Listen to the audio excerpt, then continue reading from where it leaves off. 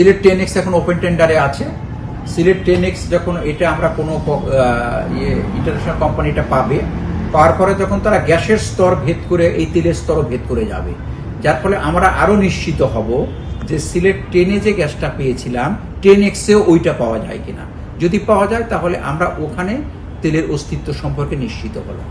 ইতিপূর্বে আর একটা Sylhet gas field একটা কনসালটেন্ট নিয়োগ করে ওখানে ধুপিটিলা বা এই এলাকায় তেলের কূপ খনন করা যায় কিনা তারা একটা স্টাডি জমা দিয়েছে। সেই স্টাডিতে তারা পজিটিভ কথা বলেছে যেখানে তেল কূপ খনন করা যেতে পারে। ওই স্টাডিটা আমাদের বিশেষজ্ঞ নিয়েকে আমরা এখন যাচাই বাছাই করছি। এই যাচাই বাছাই যদি আমাদের বিশেষজ্ঞরা পজিটিভ কথা বলে তাহলে আমরা এখানে তেলের জন্য স্পেশালি কূপ খননের উদ্যোগ গ্রহণ করব। আর সিলেট 10X তো গ্যাসের সঙ্গেই তেল আছে, সেটা তো আমরা তেলের মজুদের ইয়েটা এখন আমরা অ্যাকুরেট পাইনি, ওই জন্য আমাদের একটা এক্সপার্ট টিম গঠন করে দিয়েছি। ওরা ওদের রিপোর্টটা বিশ্লেষণ করে এবং মজুতটা করার পরে আমরা কূপ খননের পরিকল্পনা গ্রহণ করব।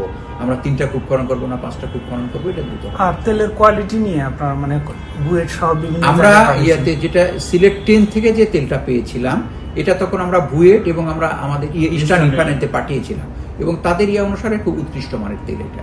আমরা এখনো নিচ্ছি না, এই যে ফিগারটা আমার মনে নাই এই মুহূর্তে, কারণ আমার কমিটি যতক্ষণ পর্যন্ত এটাকে ইন্ডোর্স করবে না করবে ততক্ষণ পর্যন্ত আমরা অ্যাকুরেটটা বলবো না।